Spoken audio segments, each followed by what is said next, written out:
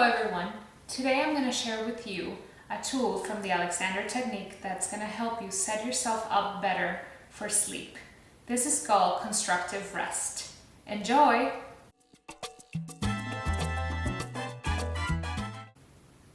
You will need a yoga mat and a few books to lay under your head.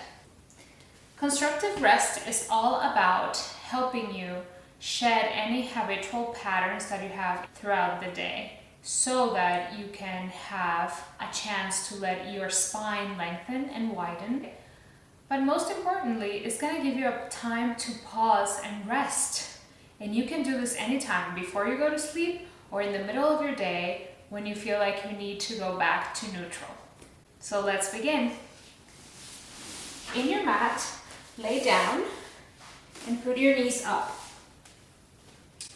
Make sure that your head has a few books underneath it so that your chin is not tucked in too far this way towards your chest or too far up towards the sky, so that the space between the floor and your back is reduced and it matches the space between your head and your neck and shoulders. You can rest your hands on your belly, or you can let your hands rest open onto the ground. I begin by exhaling. I let my legs wiggle. I wiggle my toes and I remember that they're there. I make sure I'm contacting the floor with my heels and my toes. Then I let my legs just be flabby, and I might even let them open into a long stretch. Come back to having knees up. Then I allow my legs to do like a circle, reminding myself that the pelvis and the legs are connected through a circular joint, and that I can allow this to be movable throughout my day. And then you go the other way and come back to center. Gently, I press down my feet onto the ground and let my pelvis come up.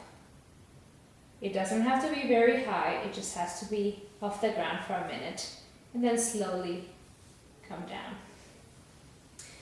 Then what's happening is that every time that I'm allowing myself to be movable, and especially now that I let my pelvis go up, my spine keeps lengthening, and I need to keep adjusting and allowing that length to readjust my head on the books. And that's okay. That's exactly what you want. I always find it helpful to remember that your torso is movable, and so I might let myself wiggle my torso each way and release the exhale. And from there, what I like to do is to let my arms fan out towards my head, if that's possible for you. If it's not possible, do it right up until you can.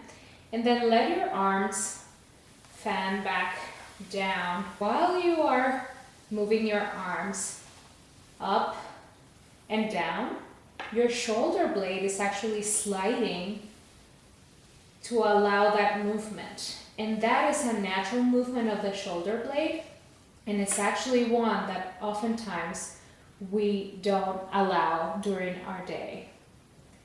Now, for me, I feel like I've already gained more space from the shifts that were happening in my pelvis and my legs. So I'm going to let my legs just release down one more time, and I'll release my breath. Bring my legs up one more time. Let my eyes gently guide my head towards the left, and then gently guide my head towards the right.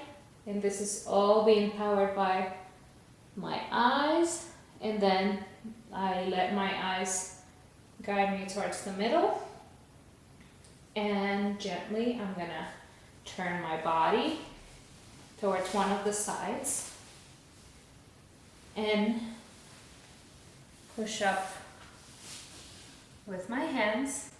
You may have 80s hair like I do right now. And then you can sit for a while.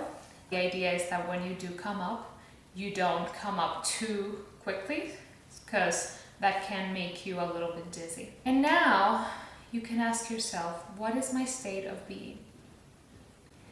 I do this every time before I practice my singing. I feel like those few minutes on the mat brings me back to this idea of tensegrity, body, mind, and spirit working together to make your sleep or whatever routine you're about to do much better. So I hope you've enjoyed this video. Remember to please like, share, and subscribe, and also leave me your comments and questions. Bye!